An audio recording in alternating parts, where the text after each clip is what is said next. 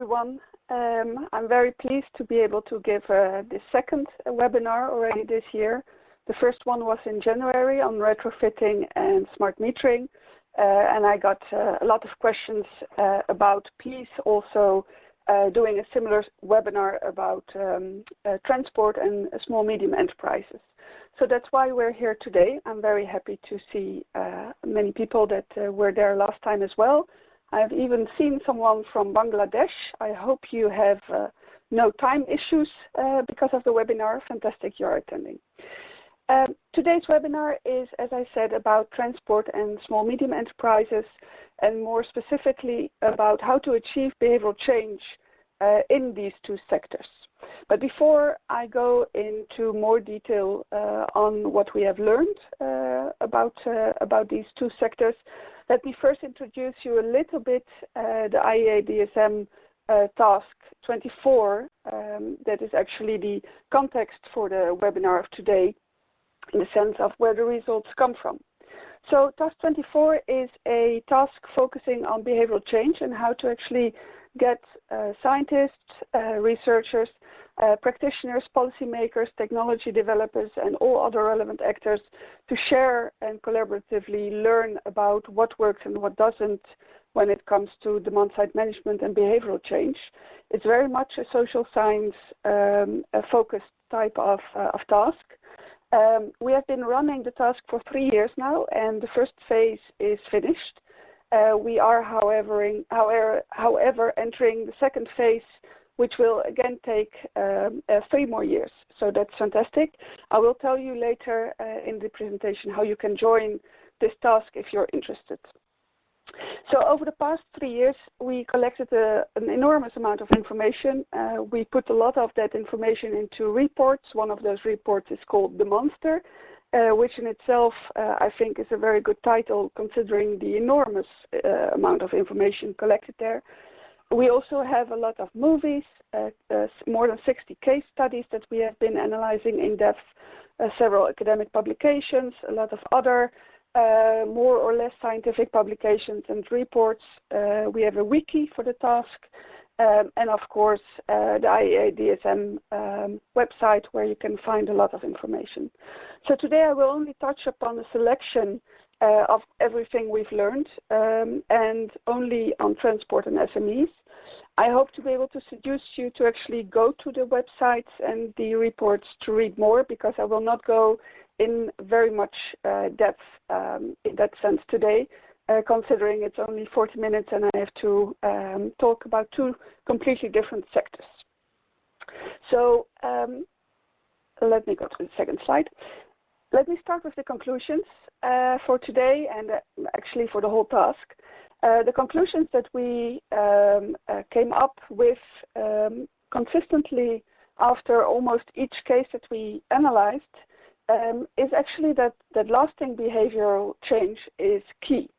And it's also the most difficult aspect of behavioral change to accomplish.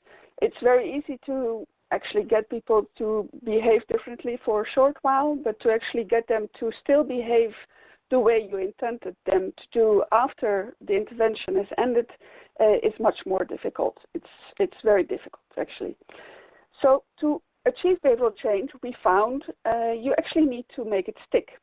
And to make it stick, you need to target people in their social context, so also involving their family and their friends, the world around them, the workplace, the colleagues, etc., or the fellow drivers in the sense of transport. And this social context also to a certain extent needs to change a little bit. At the same time, a lot of other context issues such as the physical and the technical laws, regulations also need to change to accommodate the new behavior to make it a sustained behavior over a longer term of time. So for many of you, I hope this is not something new. It's actually something many academics have started working on for the past years. And it's part of a larger multidisciplinary approach to behavioral change, which is very much also the basis of our task. If I very quickly not only skip to the do's and don'ts in general when you are designing an intervention or implementing it or monitoring and evaluating it, but also giving you a little bit of context as to how we actually analyzed the cases, I would like to share with you the following. What we found is that in all the interventions that we analyzed, and yes, to a certain extent, they were selected on the basis of having a theoretical underpinning, but is that those interventions partly or wholly used several theories or models of behavior and behavioral change to actually design and implement the intervention. And this is perfectly fine. We welcome it. We encourage it, even because we found that if there is a sound theoretical underpinning to an intervention, it actually has a more likely chance of being successful. However, we also found that you need to be very careful about the theoretical model or the theory that you're choosing to actually base your intervention on. And to be sure to actually make use of the right theory or the right model, it's very important to also take the end user perspective as a starting point.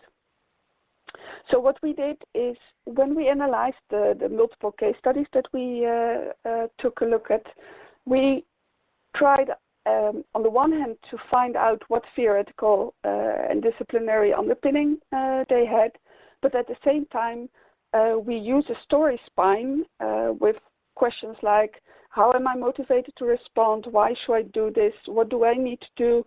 And what will others need to do? What will be the feedback that I will receive? Will it be difficult? What will it cost me? What will I gain, etc., to understand the end user perspective. And combining these two, we were actually able to see if there were mismatches between, on the one hand, the theory or the model being applied and the actual needs of the end users. So as George Box already said in 1979, actually all models are wrong, but some of them are useful, but we found all of them are right if you use them in the right way. So let me turn to transport and the lessons that we learned there. We analyzed more than 20 cases, and we are still analyzing new cases that are coming in from different countries. And what we found is that they are underpinned by a variety of theories and models, but most of them are actually from the psychological discipline.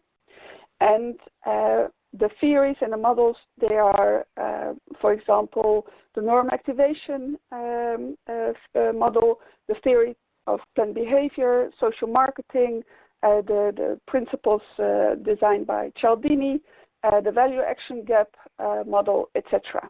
But all of them, to a certain extent, take attitudes, values, motivations, etc. as the key starting point for designing an intervention. Or we also found they actually take embodied knowledge in the form of training and coaching as the starting point. So we analyzed several cases, for example, eco-driving interventions where people were learned how to drive more sustainably, so shift gears more quickly, use the brakes less, well, not reach the RPMs that a lot of people are very happy reaching. We also analyzed a fuel-efficient driving case in New Zealand, where a postal office contractor group was trained in driving more efficiently in terms of the fuel consumption. We had green or electric vehicle purchasing cases in Switzerland, Norway, for example, cases that focused on how to get people out of their car and on the bike or walking to work, for example, in New Zealand, the Netherlands, and several congestion interventions, two of them congestion pricing and one of them more social marketing based type of congestion intervention. And those cases, for example, were in Sweden, Italy, and the Netherlands. Some of them also used nudging, where I don't know if you can see the letters in the comic, but it's actually about how to design the physical environment in such a way. In this case, the loo is on top of the mountain to actually get people to move more efficiently without a car. So if you remember, I said that we were using two analytical tools, the analysis of the theoretical underpinning and also the story spine for the end user perspective. And combined, here's an example of how such a story spine looks.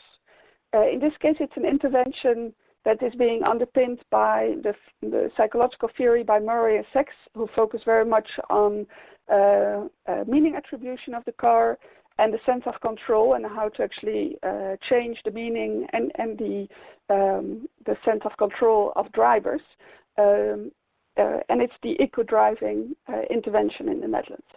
So this is based on the theoretical underpinning, what people being targeted by this intervention actually hear and understand. We know your car makes your world go round, and it still can, don't worry, but slightly differently. And guess what? You will be even more in control than before. You just need to rethink if the way you drive really is the best way to treat your car. We know you will act as soon as we train you and show you how to take even better care of your beloved car. Do not worry about those other drivers. They form the 99.9% that is really bad at driving, we know. Do not compare yourself to them. Just compare yourself to yourself. You know, there are really cool ways to actually find out how good this new driving is for your car, its engine, your wallet too, by the way. So don't worry. Only your driving will change. The car stays the same. You might even pimp it with the savings you yield. It's all about you and your car and, of course, your money. The environment and road safety, well, yes, you will contribute to that as well. Sorry. You can do all the monitoring, by the way, and even compete with yourself or your pals on the road. Do not worry, we will not touch your car. We know what it means to you. If we want to know what your impact is, we will use boring stats, such as traffic accidents. We're not saying you cost them before, or emission reductions, which is good for the kids with asthma. So sorry about that again. So as you see, this is a very specific way of targeting a very specific group of people. In this case, this eco-driving intervention used a very tough kind of campaign with the Dukes of Hazzards, getting people to actually still feel in control and manly and still be sufficiently seduced to actually start driving differently. And the whole intervention also, in the end, was translated into driving schools, laws, regulations. Even car manufacturers started cooperating to make sure that the feedback mechanisms in the car, like the fuel consumption per kilometer, etc., were actually aimed at demonstrating the fuel-efficient driving that people did. So it actually worked quite well. It reached 67% of the Dutch people who all said that they used one or more of the intervention tools that they had been given, from switching gears more quickly to actually, well, not braking, but simply rolling out towards traffic lights, for example. And 80+% of the Dutch people said that they heard about eco-driving. So in that sense, it's actually quite an interesting case in terms of success rates. So let me turn to the lessons learned based on this one and the 19 other cases that we analyzed. Don't take away their wheels. That's also the title of this webinar. What we found is that it's really important to create a new meaning for the car, which allows for a more sustainable driving behavior and or purchasing behavior. So it's very important to actually focus on what's meaningful to the drivers. And to many of those, that will not be something about energy or the environment or reducing traffic accidents, but their health, their comfort, their stature, their identity, well-being, the health of their car, things like that. For example, in New Zealand, there was an intervention intervention called the active A to B intervention, where they try to get people to stop driving to work by car, but actually start cycling or even walking. And at first they campaigned it as a sporty and good for the environment type of intervention.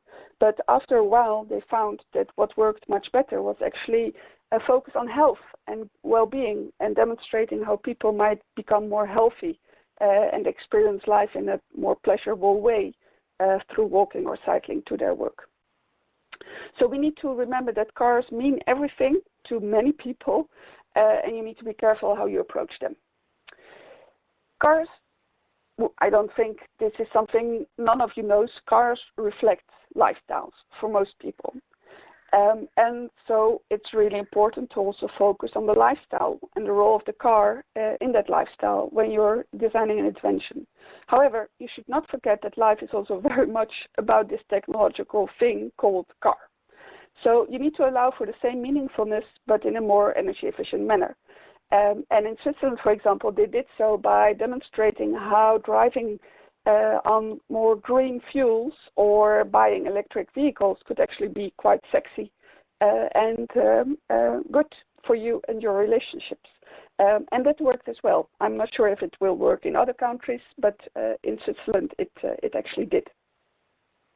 So focusing on lifestyles also implies, and that's the third lesson, you also need to use more than one tool to fix a car or its driver. You need to address behavior in its many complex interrelated contexts, and that means you need to also think about, for example, the example of the A to B intervention in New Zealand, also used cycling skill workshops or nutritional information, or they offered workshops and training to get people to actually stop smoking. Which worked really well and got a lot of people interested in participating in the intervention, which was an energy intervention, demand-side management transport intervention, but not framed that way, which explained a lot of its success. When you are approaching people to change the way they drive or the way they use the car, you need to make use of trusted and respected peers.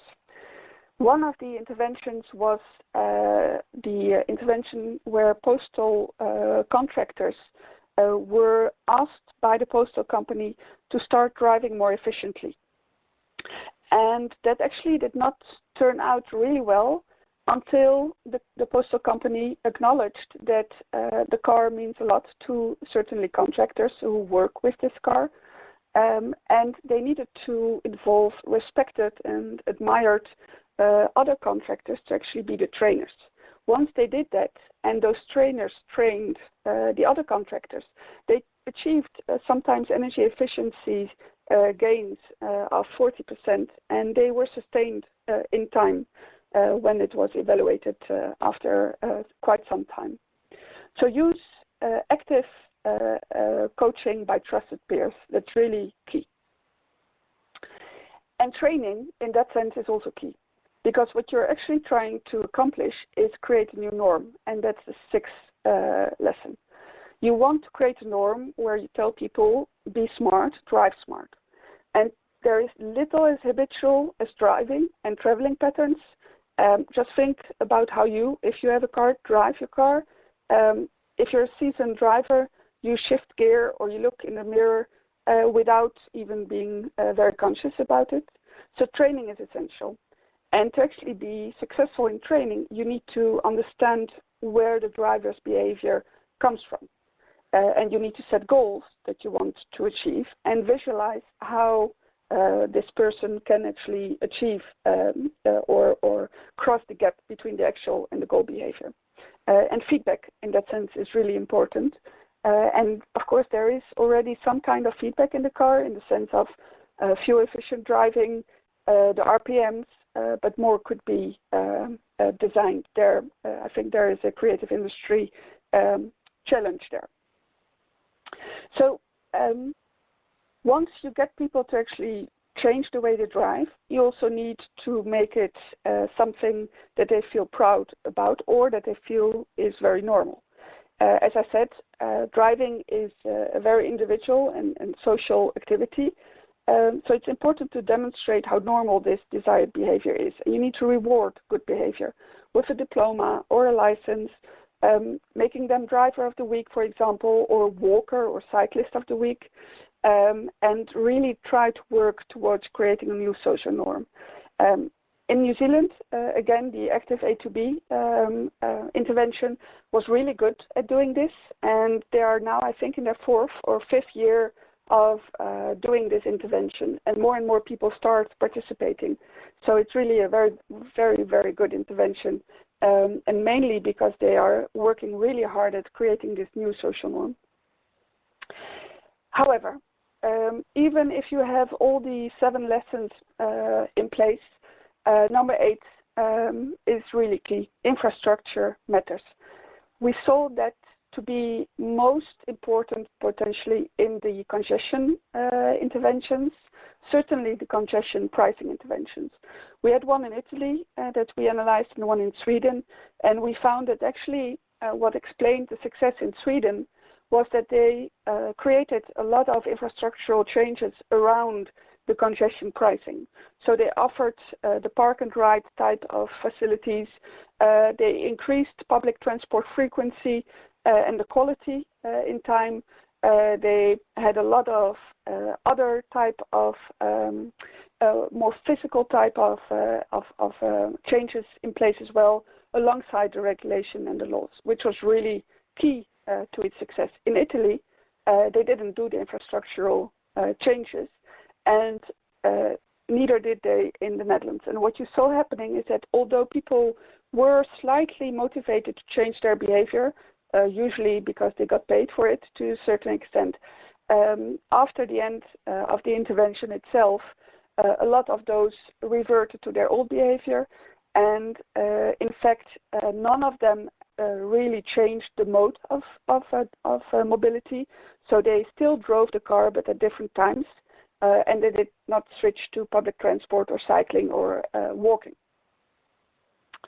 So urban design and infrastructural decisions such as roading and town planning can be a real obstruction or a big opportunity, and you need to take care of that as well in your intervention. So lesson number 9, when you use the social norm as a lever, you should not forget to involve the social environment of the target. So it could be family, friends, co-workers, employers, etc. You need to start creating a sense of community amongst the drivers in an intervention. And social-based marketing, or the Cialdini principles of consistency and commitment, worked really well in those interventions where they used them.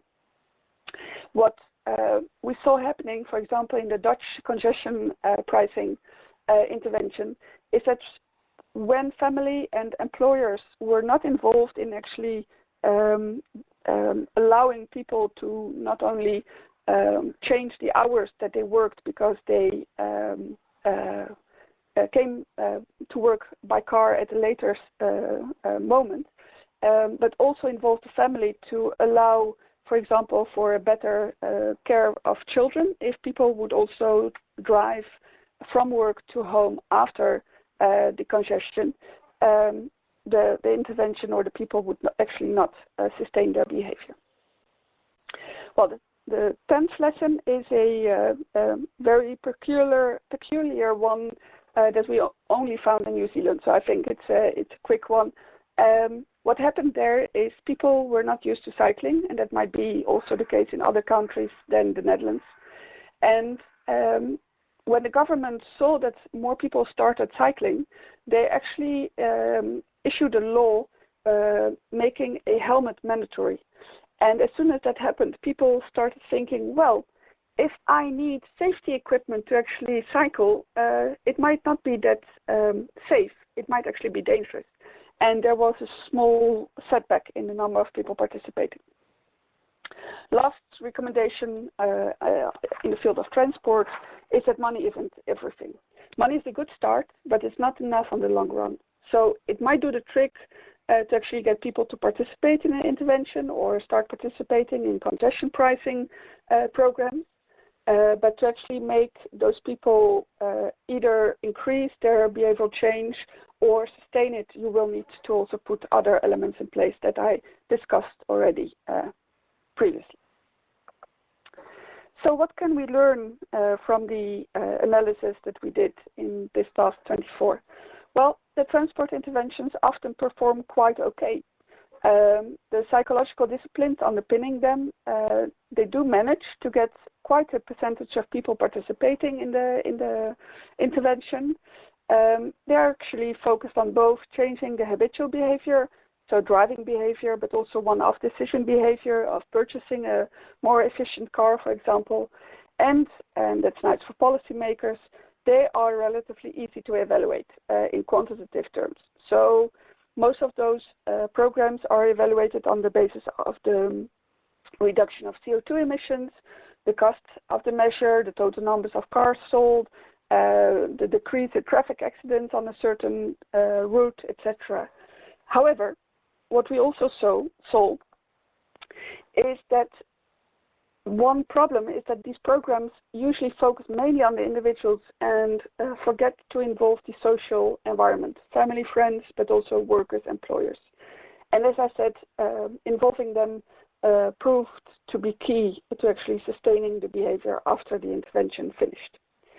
And although these programs usually are one-off and aimed at starting a new behavior change, continuity of behavior should be monitored and sustained. And to do so, you also need to use infrastructure and policy as key supportive measures and feedback that actually allows people to compare what they are doing to what they did and compare what they are doing to others, and as such start creating a new social norm.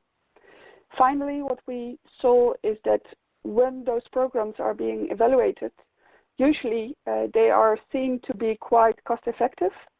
However, that's quite easy to achieve if you're not taking into account the costs and the burden on the side of the end users. People who have to drive at different times or have to buy a new car to be more energy efficient experience quite a burden, not only in economic terms, but sometimes also in social terms when they have to reshuffle the rhythm of the household to accommodate the new driving patterns.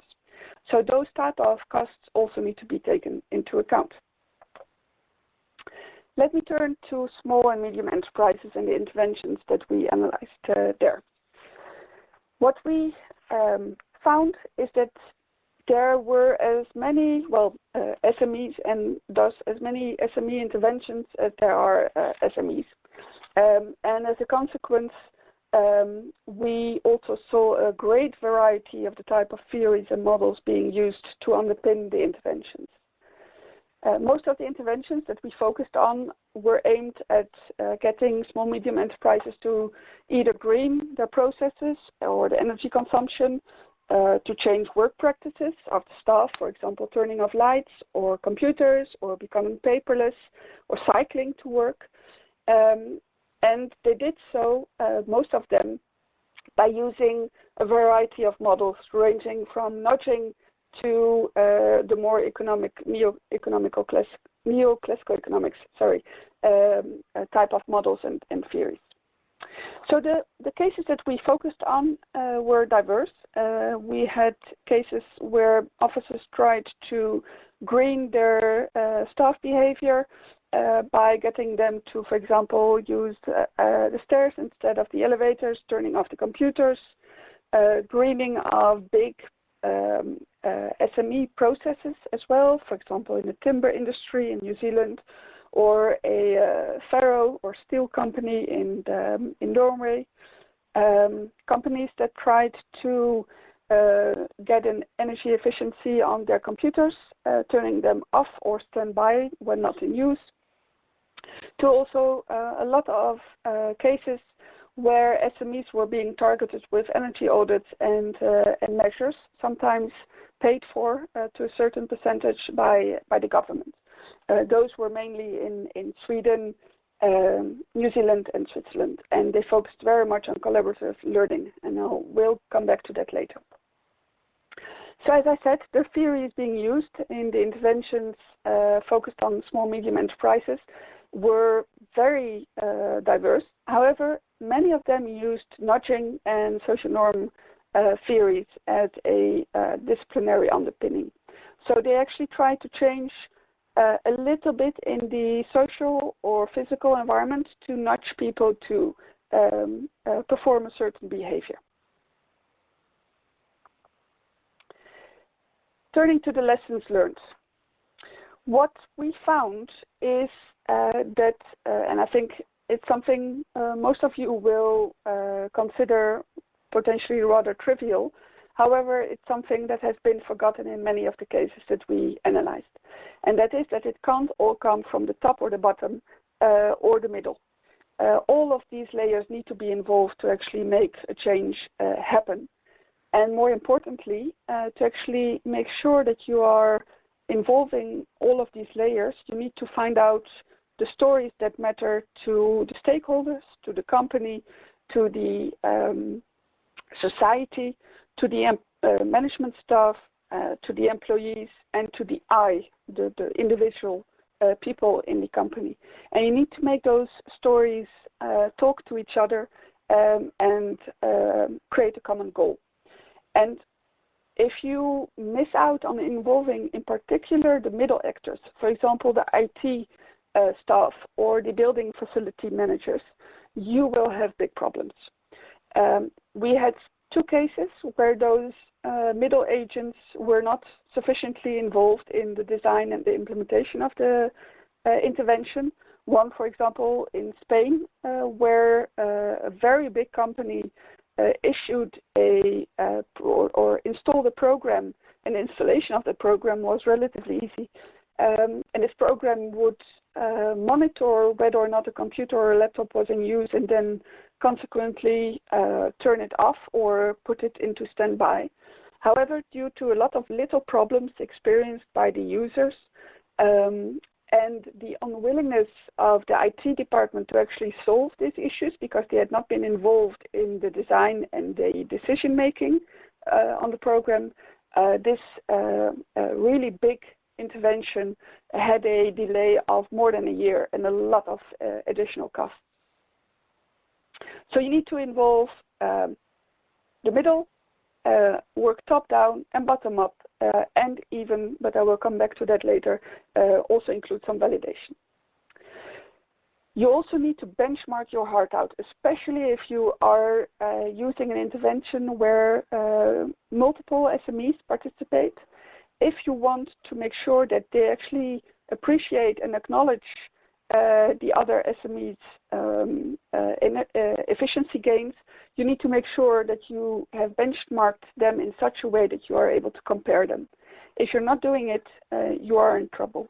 The Dutch Green Deed intervention did benchmark 75 of those SMEs, and that made it actually quite successful in terms of allocating points to the deed that the employees would do, such as taking the stairs instead of the elevators, or turning off their computers or the lights when they left the office. So benchmark everything, also to the extent of how many people take the elevators and how often, etc. Because it's all about people, the third lesson. And this also means that behavioral change interventions in SMEs very often are also a human activity. So you need to find out the key staff or the champions or the champion nudgers in the organization and work with them. And economics as an approach, so getting them to tell the employees that it will be good for the company because it will save money, is usually not sufficient to deal with a lot of the often implicit power plays, personal relationships in the office and between people, and you need to make sure that you are on top of those as well. So it's about people, and you need people from the company doing it. The fourth lesson, certainly if you are using a contest, you need to have shared goals. As soon as companies or internally the employers and employees have decided upon a shared goal, that's half the work done.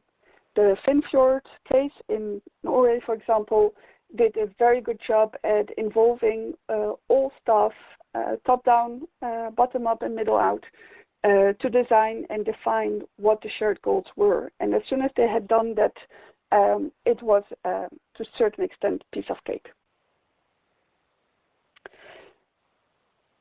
The sixth lesson is that nudging is what it is. It's a nudge.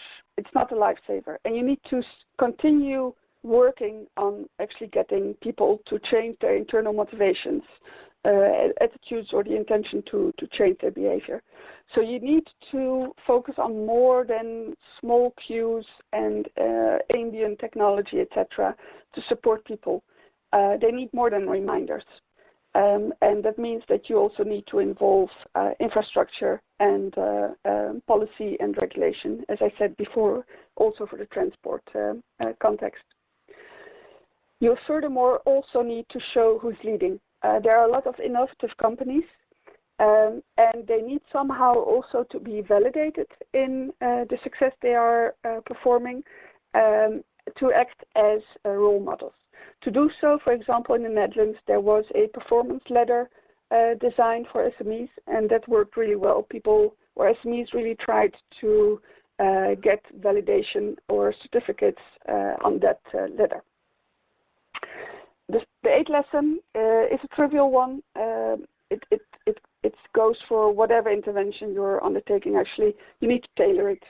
So, and to be able to tailor it, you need to understand what's going on, what the behavior is currently, why it is the way it is, before you're able to even think about changing it. And also keep in mind that there is not one SME the same. So very targeted, individual SME targeted type of interventions work really well. The second, or the next lesson is that actually your employees, if you are designing an intervention for your company, they care more about the company than consultants. And that means that starting investing in capacity building and training and getting them to become owners of the intervention will get you much further than having an external consultant flying in. However, what we found is that several of the cases used a very interesting approach called collaborative learning in New Zealand and Sweden, in Switzerland, for example, where they got different SMEs working together, assigning an intermediary that was objective and neutral to actually start working on designing a process of shared learning between the SMEs to make sure that lessons learned were not repeated, etc. And that worked really well. In Switzerland, for example, the participating companies in the end achieved almost 50% of the national targets of CO2 emissions reductions. So that's the final lesson that I would like to share with you in terms of SMEs. Share learning.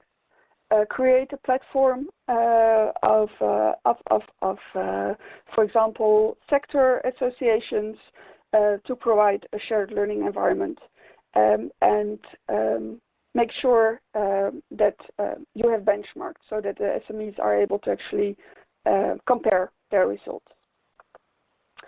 So, coming back to the conclusion that I started with, achieving lasting behavioral change in demand-side management is likely to take place if you focus not only on individual behaviors but also the social environment and the context in which these behaviors are embedded. So the physical context, the regulatory and policy context as well. Interventions that have the systemic and holistic approach are much more likely to be successful, we found, at least in the cases that we analyzed, than those that do not. And even more so, having a systemic and holistic approach might even result in framing your intervention not as an energy intervention or demand-side management intervention, but as a well-being, a health, a happy, sporty type of intervention. I know I've had a really fast pace, and I have tried to give you some details on the cases, but in a webinar like this, it's almost impossible to go in depth in one case, and I chose to give you a helicopter overview. However, if you want more information, you can find everything in our reports, as I said, also on retrofitting and smart metering. We have a lot of fun reading as well in the form of stories. As I said, we are not finished. We have 3 more years ahead of us where we will continue doing a lot of analysis, but also focus very much on monitoring and evaluation of these type of interventions and training and disseminating all of our findings.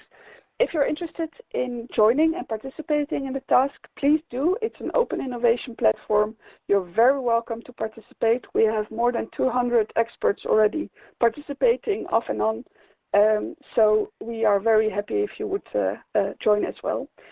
Here are the contact details. I heard Hans say that he would share the presentation